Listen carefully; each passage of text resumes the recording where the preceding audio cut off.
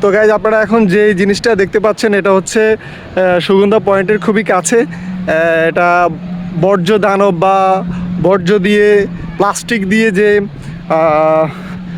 একটা আকৃতি তারা দাঁড় করিয়েছে সেটা আসলে খুবই সুন্দর। এটা খুবই ভালোভাবে তারা ডেকোরেশন করেছে। তো আমাদের যারা আমরা প্লাস্টিক বর্জ্য এদিক সেদিক যেখানে ফেলি, তো এটা দিয়ে আমাদেরকে সে ধরনের একটা বার্তা দিয়েছে যে আমরা যত্রতত্র ময়লা আবর্জনা বা প্লাস্টিকের বর্জ্য ফেলবো না, এটা নির্দিষ্ট একটা জায়গায় ফেলবো, যার জন্য এই ধরনের একটা আকৃতি দিয়ে বর্জ্য দিয়ে তারা প্লাস্টিক দিয়ে এরকম একটা জিনিস তারা তৈরি করেছে।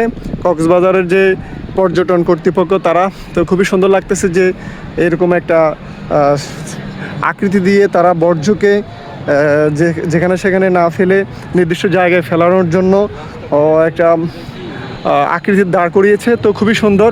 আমরা সেখানে রয়েছি সুগন্ধা পয়েন্টের সাথে।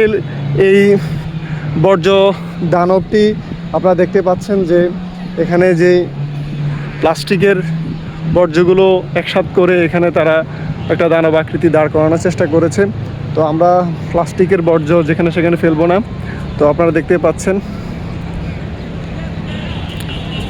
বিদ্যানন্দ এর সহযোগিতা এবং বাংলাদেশের কক্সবাজার জেলা প্রশাসন কর্তৃক এই দানব প্লাস্টিক রিসাইকেল করার জন্য সবাইকে উদ্বুদ্ধ করছেন। তো আমরা দেখতে পাচ্ছি যে প্লাস্টিক দানব বিদ্যানন্দন কর্তৃক এটা করা হয়েছে। তো আপনারা দেখতে পাচ্ছেন খুবই সুন্দর। আমরা সেটার কাছে রয়েছি।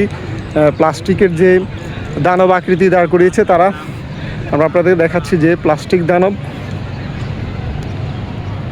এই যে প্লাস্টিক দানব আকৃতি যেটা সেটা, এটা দিয়ে আপনারা দেখতে পাচ্ছেন যে আমাদেরকে বোঝানো হয়েছে যে প্লাস্টিকের আবর্জনাগুলো আমরা যেখানে সেখানে না ফেলে এটা আমরা নির্দিষ্ট জায়গায় ফেলানোর চেষ্টা করব। এখানে প্লাস্টিক ফেলানো হচ্ছে। তো আপনারা দেখতে পাচ্ছেন এই সেই প্লাস্টিক দানব যেটা বিদ্যানন্দ অ্যারেঞ্জ করেছে। তো আপনারা দেখতে পাচ্ছেন পর্যটকদেরকে প্লাস্টিকের বর্জ্য এদিক সেদিক না ফেলানোর জন্য তারা অনুপ্রেরণামূলক এ ধরনের একটা প্রজেক্ট কাজ করেছে। তো খুবই সুন্দর, তাদেরকে অসংখ্য ধন্যবাদ। বিদ্যানন্দকে আপনারা দেখতে পাচ্ছেন খুবই সুন্দর হয়েছে। এখানে কিছুক্ষণ আগে প্লাস্টিকের বর্জ্য, প্লাস্টিকের বোতল ফেলে দুইজন লোক চলে যাচ্ছে। তো আসলে ভালো লাগছে যে এটা দিয়ে পর্যটককে সচেতন করা হচ্ছে।